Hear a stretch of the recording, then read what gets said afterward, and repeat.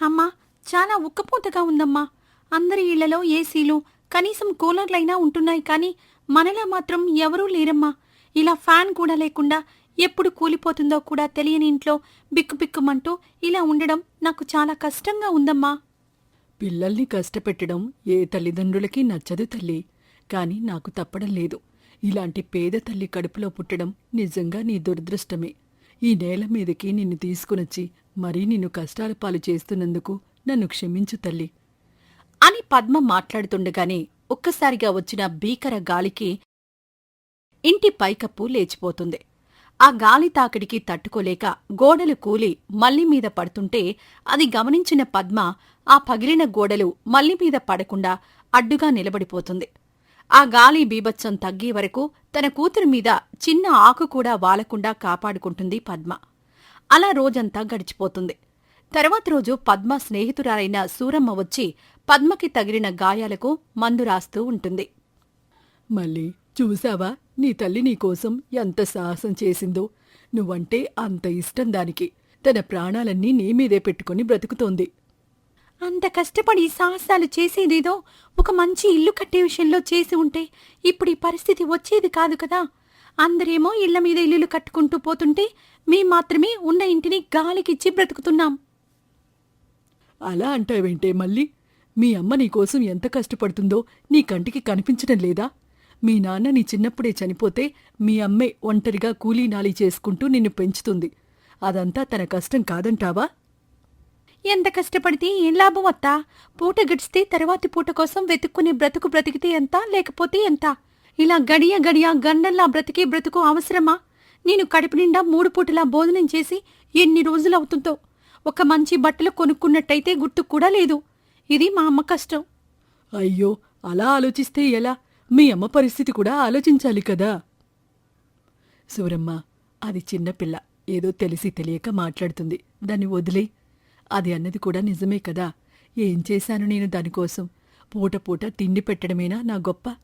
మళ్ళీ నన్ను క్షమించు తల్లి, తప్పంతా నాదే అని అంటుంది. అలా కొద్ది రోజులు గడిచిపోతాయి. పద్మ సూరమ్మ దగ్గరికి వెళ్తుంది. సూరమ్మ, నా కూతురు నాతో మాట్లాడడమే మానేసింది. ఎలాగైనా తాను సంతోషంగా ఉండేలా చూడాలి. దానికోసం నేనేవైనా చెయ్యాలి. అది ఎంత కష్టమైనా పర్లేదు, చేసి తీరుతాను. కాస్త డబ్బులొస్తే అదే చాలు. సరే, ఒకసారి జమీందారు దగ్గరికి వెళ్ళి కలుద్దాం. ఆయనేమైనా చేయగలుగుతాడేమో అని ఇద్దరూ కలిసి జమీందారు ఇంటికి వెళ్తారు. వాళ్ల పరిస్థితిని అతనికి వివరిస్తారు. మీకు డబ్బు అత్యవసరం అంటున్నారు. నాకు తెలిసిన ఒక పని ఉంది, కానీ అది చాలా ప్రమాదకరమైంది. ఎంత ప్రమాదకరమైందంటే ప్రాణాలు కూడా పోవచ్చు. ఎంత ప్రమాదమైనా పర్లేదయ్యా. నా కూతురు కోసం ఎంత ప్రమాదానికి ఎదురెళ్లడానికైనా నేను సిద్ధంగా ఉన్నాను. నాకు తన సంతోషమే తప్ప వేరే ఇంకేమీ వద్దు. ఇంతకీ ఆ పనేంటయ్యా? నాకు తెలిసిన ఒకతను బంగారం వెలికి తీస్తూ ఉంటాడు. భూమి లోపల పెద్ద పెద్ద సొరంగాలు తవ్వుతూ బంగారం వెలికి తీయాలి. కాని లోపలికి పోతున్న కొద్దీ అక్కడ గాలాడక ప్రమాదకరమైన వాయువులు వెలువడ్డంతో ఆరోగ్యమంతా క్షీణిస్తుంది. అందుకే ప్రమాదకరమని చెప్తున్నాను. సరే అయ్యా, నేను చేయడానికి సిద్ధంగా ఉన్నాను. మా కూతురు సంతోషంగా ఉంటే నాకంతే చాలు. మీ స్నేహితుడితో మాట్లాడండి, నేను పని చేస్తాను అని అంటుంది. సరే, నువ్వు ఈరోజు ఇంటికి వెళ్ళు. నేను రేపు మీ ఇంటికొచ్చి నిన్నక్కడికి తీసుకుని వెళ్తాను అని అంటాడు. అన్నట్టుగానే జమీందారు తర్వాత రోజు పద్మని తీసుకుని బంగారం వెలికి తీసే చోటుకు వెళ్తాడు. పద్మ అక్కడి వ్యక్తి చెప్పినట్టుగా సొరంగాల లోపలికి వెళ్లి బంగారం కోసం తవ్వడం మొదలుపెడుతుంది. గుట్టల గుట్టల మట్టిని నింపుతూనే ఉండేది. అంతలా కష్టపడితే కాని పద్మకి డబ్బులు వచ్చేవి కావు. అలా వచ్చిన డబ్బులు తీసుకుని వచ్చి తన కూతురి చేతిలో పెడుతూ ఉండేది. కొన్ని నెలలు అలా గడిచిపోతాయి. పద్మ కూలిపోయిన ఇంటి చోటిలో మంచి ఇల్లు వచ్చింది. మల్లి పెదవులపై చిరునవ్వు వచ్చింది. పద్మ ఎంత డబ్బిస్తున్నా కూడా మల్లికి సరిపోయేది కాదు. ఇంకా ఇంకా కావాలని తన తల్లిని విసిగిస్తూనే ఉండేది. పద్మ రాత్రి పగలు తేడా లేకుండా తన ఆరోగ్యం రోజురోజుకి క్షీణిస్తున్నా లెక్క చేయకుండా కూతురి సంతోషం కోసం కష్టపడుతూనే ఉండేది. పద్మ, ఒకసారి నిన్ను నువ్వు చూసుకున్నావా? నీ ఆరోగ్యం కూడా లెక్క చేయకుండా ఆ డబ్బులు సంపాదించడం అవసరమంటావా? సూరమ్మ, నీకెన్నోసార్లు చెప్పాను కదా, నా కూతురు సంతోషం కంటే నాకేదీ ముఖ్యం కాదు. ఆఖరికి అది నా ప్రాణమైనా నాకు ముఖ్యం కాదు. నాకు డబ్బులిచ్చే ఆయనతో మాట్లాడాను. 4 రోజుల పాటు ఇంటికి వెళ్లకుండా ఆ పని చేస్తే ఇంకా ఎక్కువ డబ్బులిస్తానన్నాడు. రేపట్నుంచి 4 రోజుల పాటు ఇంటికొచ్చే అవకాశం ఉండదు. నా కూతురిని నువ్వే చూసుకోవాలి. వచ్చేటప్పుడు చాలా డబ్బుతో వస్తా. మళ్ళీ పెదవుల్లో నవ్వు, కళ్లలో ఆనందం చూస్తా. మళ్ళీ సంతోషం ఖరీదు నీ ప్రాణమైతే సంతోషంగా ఇచ్చేస్తా. సరే, నేను వెళ్ళి వస్తా అని వెళ్ళిపోతుంది పద్మ. తరువాత నెలలు గడుస్తున్నా పద్మ డబ్బులు పంపిస్తూ ఉంటుంది తప్ప ఇంటికి మాత్రం రావడం లేదు.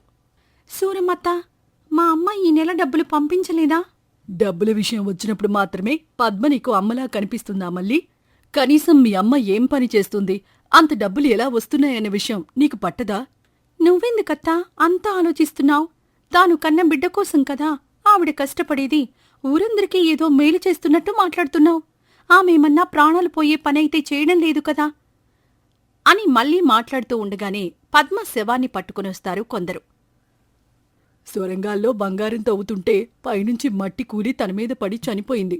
నిన్ననే జరిగింది, కాని వెలికి తీయడానికి ఈ సమయం అయింది అని చెప్పేసి వాళ్ళు వెళ్ళిపోతారు. ఇప్పటికైనా మీ అమ్మ ప్రేమ నీకు అర్థమైందా? ప్రాణాలు పోయే పని చేస్తుందా అని అడిగావు కదా.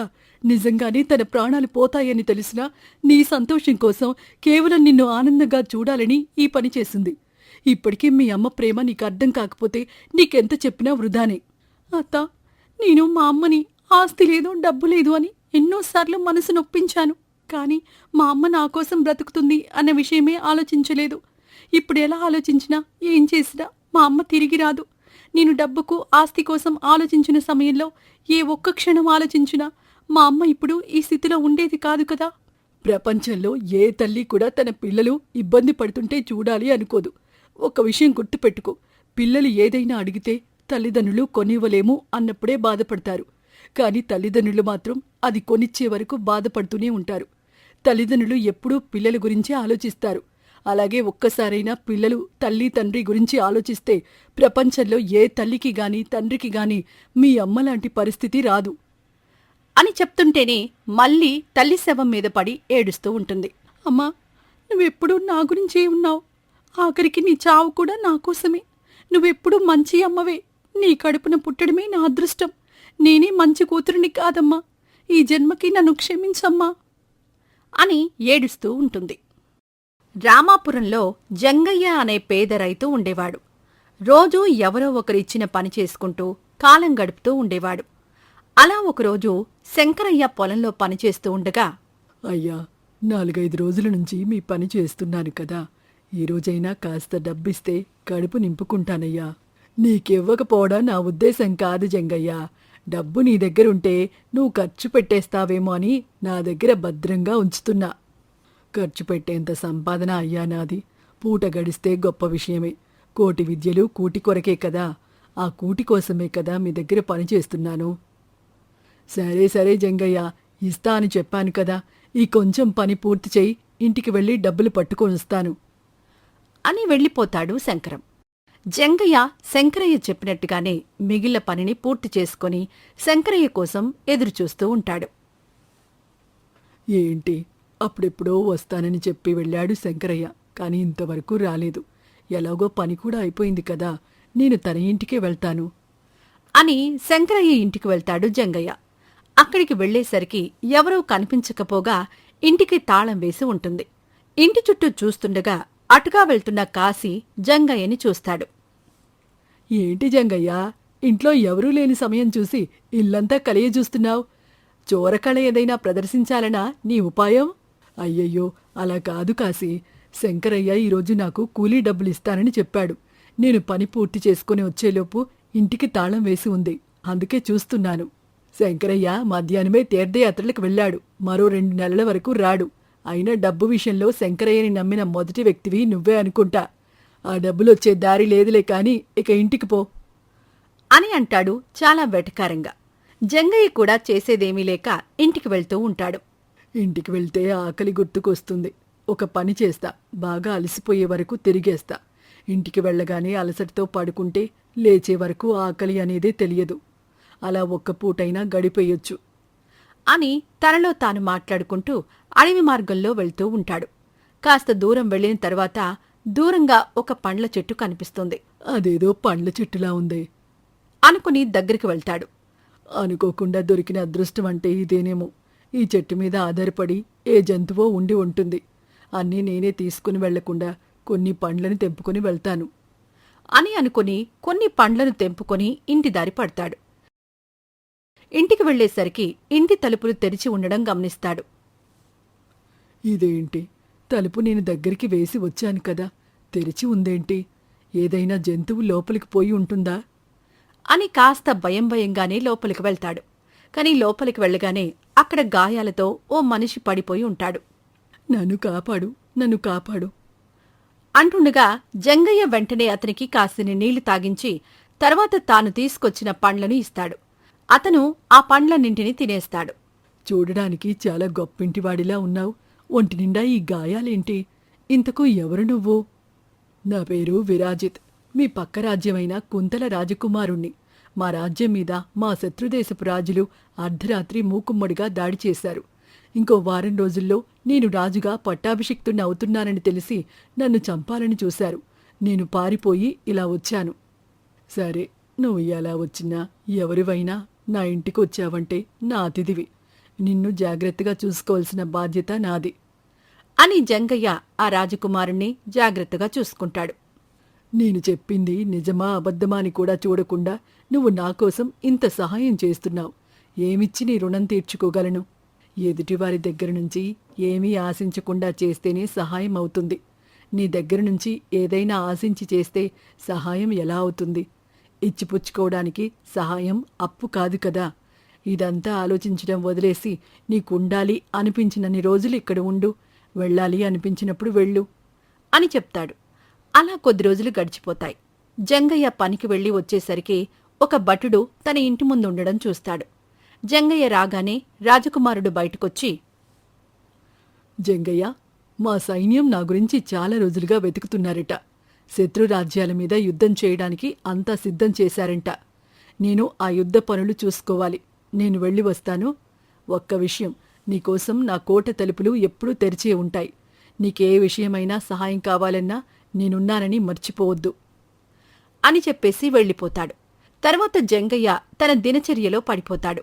పని వచ్చిన రోజు చేసుకుంటూ లేని రోజు పస్తులు పడుకుంటూ ఉంటాడు. అలా కొద్ది రోజులు గడిచాక జంగయ్య ఆరోగ్యం క్షీణిస్తుంది. మంచం నుంచి లేచి నడవాలన్న ఓపిక కూడా లేకుండా పోతుంది. ఆ రాజకుమారుడు ఏదైనా అవసరముంటే కబురు పెట్టమని చెప్పాడు కదా, కబురు పెట్టి చూస్తే. అయినా వద్దులే, నేను సహాయం చేశానని నాకు తిరిగి చేయమని అడిగినట్టుగా ఉంటుంది. అయినా అతను యుద్ధం గెలిచి సంబరాలలో ఉండుంటాడు. నేను గుర్తున్నానో లేదో. నా పరిస్థితి ఏదో నేనే చూసుకుంటానులే అని లేని ఓపిక కూడగట్టుకొని నెమ్మదిగా లేచి ఊరిలోకి వెళ్తాడు. ఓపిక లేక నడుస్తూ ఉండడంతో ఏదో వాహనం తనకెదురుగా వస్తున్నట్టు కనిపిస్తుంది. కాని కళ్ళు తిరుగుతూ ఉండడంతో అదేంటో తెలియలేదు జంగయ్యకి. అలా చూస్తుండగానే కింద పడిపోతాడు జంగయ్య. లేచి చూసేసరికి తనకు తెలియని ఏదో చోట ఉంటాడు. ఏంటి, నేనెక్కడ ఉన్నాను? ఎవరో ఒకరు కనిపించండి. నేనెక్కడ ఉన్నానో చెప్పండి. నేను నా ఇంటికి వెళ్ళిపోవాలి అని అరుస్తూ ఉంటే ఆ రాజకుమారుడు ఎదురొస్తాడు. కంగారు పడుకు జంగయ్య. నేను కొద్ది రోజుల క్రితమే యుద్ధం గెలిచి నా రాజ్యం తిరిగి పొందాను. నువ్వు చేసిన సహాయం వల్లే ఇదంతా జరిగింది. ఈ విషయం నీకు చెప్పాలని నేనొచ్చేసరికి నువ్వు నా బండి ముందే ఒంట్లో ఆవగింజంత ఓపిక కూడా లేక పడిపోయావు. నేను నిన్ను నా అంతఃపురానికి తీసుకునొచ్చాను. మా అంతఃపుర వైద్యులతో వైద్యం ఇప్పించాను. అప్పుడు కాని నువ్వు స్పృహలోకి రాలేదు. చాలా సంతోషం రాజుగారు. మీరు నా కోసం వచ్చారంటే చాలా చాలా సంతోషం. రాజుగారేంటి జంగయ్య, నేను రాజవ్వక ముందు నుంచి నీకు తెలుసు. కాదు, నీ వల్లే నేను రాజునయ్యాను. ఈరోజు నేను ఇలా ఉన్నానంటే అదంతా నీవల్లే. నువ్వు నా దగ్గరే ఉండిపోవచ్చు కదా జంగయ్య. నీ ఊరిలో ఏముంది చెప్పు? మాట్లాడని మనుషులు, పస్తులతో గడిపే రోజులు తప్ప. మనుషులు ఎలా ఉన్నా నా ఊరు నాకు ముఖ్యమయ్యా. ఈ రాజ్యం నీకెలాగో నా ఊరు, నా ఇల్లు నాకు అలాగే కదా. నేను వెళ్ళి వస్తాను. సరే, ఎలాగో వచ్చావు కదా, 2-3 రోజులు మా ఆతిథ్యం స్వీకరించి వెళ్ళు అని అంటాడు. జంగయ్య కూడా ఒప్పుకొని అక్కడే ఉంటాడు. 2-3 రోజుల తర్వాత తిరిగి తన ఇంటికి వెళ్తాడు జంగయ్య. అక్కడికి వెళ్లేసరికి తన ఇంటి స్థానంలో ఒక గొప్ప భవంతి కనిపిస్తుంది. ఆశ్చర్యంగా చూస్తున్న జంగయ్య దగ్గరకొస్తాడు విరాజితుడు. జంగయ్య, ఇది నా ఇల్లు కూడా. నా ఇల్లు ఇలా కూలిపోయే స్థితిలో ఉంటే చూస్తూ ఉండలేను కదా, అందుకే ఇలా చేసేశా అని మాట్లాడుతూ ఉంటే తీర్థయాత్రలకు వెళ్లిన శంకరయ్య తిరిగొస్తాడు. ఇదిగో జంగయ్య, నీకు డబ్బిద్దామని అనుకున్నాను, కానీ అనుకోకుండా వెళ్లాల్సి వచ్చింది. నీ పేరు మీద అక్కడ హుండీలో వేశాన్లే ఆ డబ్బంతా అని అంటూ ఎదురుగా ఉన్న ఇంటిని చూస్తాడు. అయ్యో, నేనొచ్చేలోపే ఆకలి బాధలకి ఇల్లు కూడా అమ్మేశావా? ఇంతలోనే వేరే ఎవరో ఇల్లు కట్టుకున్నట్టున్నారు. జంగయ్యకి ఇల్లమ్మాల్సిన పనేంటి? ఈ ఇల్లు జంగయ్యదే. ఈ ఇల్లే కాదు, కుంతల రాజ్యం కూడా జంగయ్యదే. మీకేమన్నా అభ్యంతరమా? ఆ విషయం చెప్పడానికి నువ్వెవరు? అయినా ఈ పిచ్చోడికి ఇంకొక పిచ్చోడు తోడా? కుంతల రాజ్యంతో పాటు ఆ చుట్టుపక్కల 4 రాజ్యాల రాజు విరాజితుణ్ణి అని అనగానే శంకరయ్య భయంతో విరాజితుడి కాళ్ల మీద పడిపోతాడు. జంగయ్య, ఏదో తెలియక డబ్బుకి కక్కుర్తిపడి ఇలా చేశాను. నన్ను క్షమించు. ముందు ఇలాంటి మాటలు మాట్లాడడం మానుకో అయ్యా. నేనే డబ్బు కోసమైతే పనిచేశాను, నువ్వు అదే డబ్బు ఇవ్వకూడదు అనుకున్నావు. ఏదో జరిగింది అని బాధపడుతూ ఉంటామా చెప్పు? ప్రశాంతంగా తీర్థయాత్రలకు వెళ్ళి వచ్చావు. మనసు పాడు చేసుకోకుండా ఇంటికి వెళ్ళు అని అంటాడు జంగయ్య. మోసం చేశాడని తెలిసి కూడా ఇంత ఉదారంగా ఎలా మాట్లాడగలుగుతున్నావు జంగయ్య? నేను చేసిన దానికి అతను డబ్బులిచ్చి ఉంటే అది కూలి పని అయ్యేది. డబ్బు ఇవ్వకపోతే సహాయమే కదా. నేను సహాయం చేసి డబ్బు ఆశించలేను కదా అని అంటాడు. నీది చాలా గొప్ప మనసు జంగయ్య అని జంగయ్యని గుండెలకు హత్తుకుంటాడు విరాజితుడు.